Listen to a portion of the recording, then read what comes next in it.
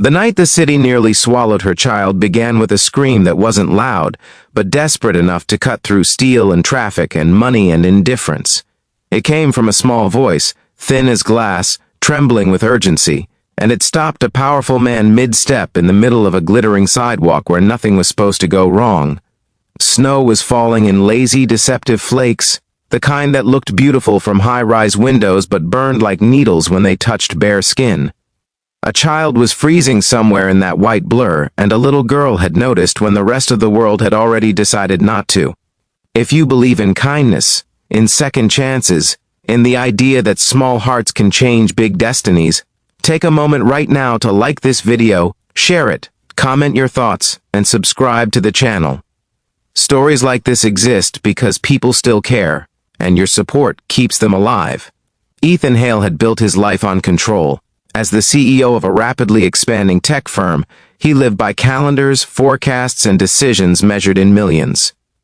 His days were a parade of boardrooms and glass walls, his nights quiet and hollow since his wife had passed 3 years earlier, leaving him with a 4-year-old daughter and a grief he never quite learned how to carry. Fatherhood had arrived in his life as both a blessing and a responsibility he treated like a mission. He made sure Lily had the best of everything, from warm coats to private schools, from carefully planned weekends to bedtime routines that ran like clockwork. What he didn't know was how much of life couldn't be planned at all. That evening, Ethan had picked Lily up later than usual. A delayed meeting had pushed everything back, and the city had already shifted into its nighttime rhythm by the time they stepped out of the building. Lily's mittened hand was wrapped around his finger, her small steps quick to keep up with his long stride. She was humming softly, a habit she'd developed after her mother died, as if music could fill the spaces words no longer could. Ethan was thinking about emails he still hadn't answered when Lily suddenly stopped walking. The city didn't stop with her. People rushed around them, coats brushing past, headlights reflecting off wet pavement. Ethan turned, ready to gently hurry her along, when he saw the way her eyes were fixed on something near the edge of the sidewalk. There, half hidden by a bus shelter and a pile of old cardboard, was a woman curled inward like she was trying to disappear. In her arms was a bundle wrapped in thin fabric, too thin for a night like this. The woman's face was pale, her lips cracked, her eyes hollow with a fear that had nowhere left to go. The baby in her arms wasn't crying. That was what made Lily's grip tighten. Ethan had passed scenes like this before. He told himself the same things everyone did, that someone else would help, that there were shelters, that it was complicated. He had learned to look forward, to keep moving. But Lily didn't have those habits yet. She saw only what was in front of her. She saw shaking hands, a baby too still, and snow collecting on eyelashes that didn't blink. Lily tugged harder, her voice rising with panic, telling her father that the baby was freezing. The word freezing landed in Ethan's chest with a weight he hadn't expected. He followed her gaze, really looked, and something inside him cracked open. The cold wasn't just in the air, it was in the woman's posture, in the way she hunched over her child like a shield that was failing. It was in the silence around them, where dozens of people chose not to see. Ethan knelt down despite the wet pavement soaking through his expensive coat. He felt ridiculous and exposed, a powerful man brought to his knees by a moment he couldn't spreadsheet away. The baby's skin was cold to the touch, alarmingly so. The woman's eyes met his, and in them was not pride or defiance, but a quiet apology for existing in his world like this. She looked like someone who had already asked for help too many times and learned what no sounded like in every language. He acted without a plan, driven by something older than logic. He wrapped Lily's scarf gently around the baby, feeling Lily lean closer, her small body radiating warmth and concern. He lifted his phone, calling for an ambulance, for help, for anything faster than the snow piling up on the sidewalk. The woman tried to protest, her arms tightening, fear flickering that help would come with consequences. Ethan reassured her with his presence more than words, staying there, blocking the wind, ignoring the curious glances and the impatience of passing strangers. Minutes stretched like hours.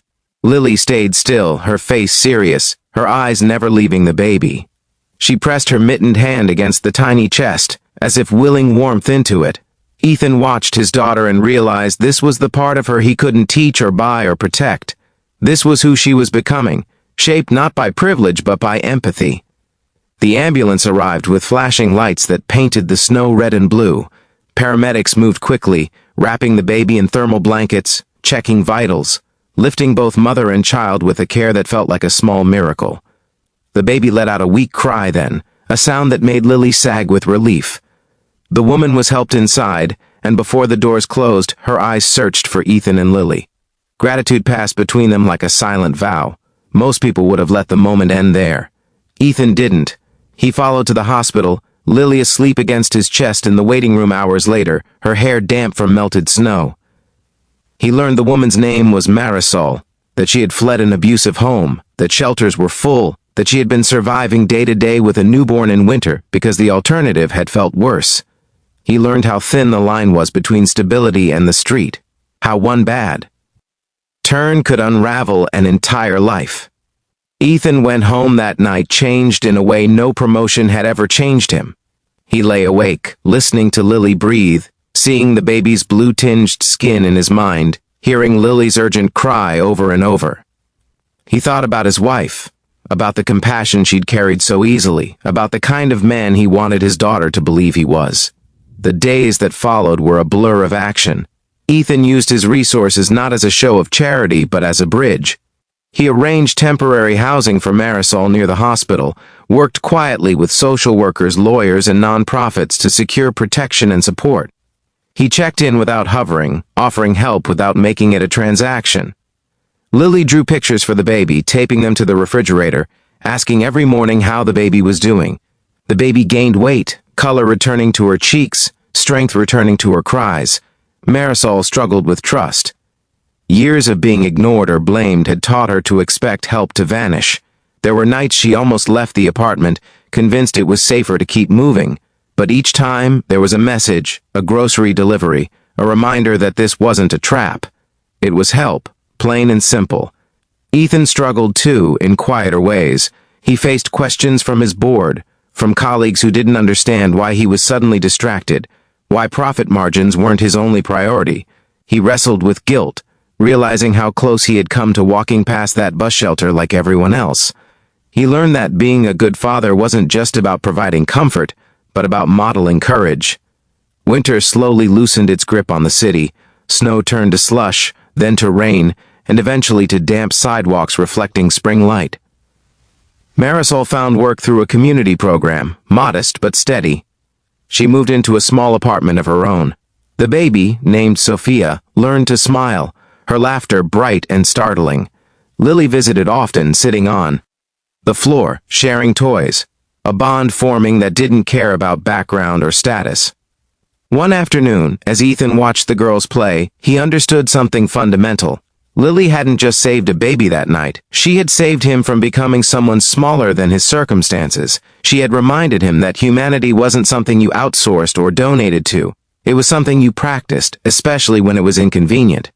Before we reach the end, take a moment and comment below with one word that describes how this story is making you feel right now. Your words matter, and they help others feel less alone.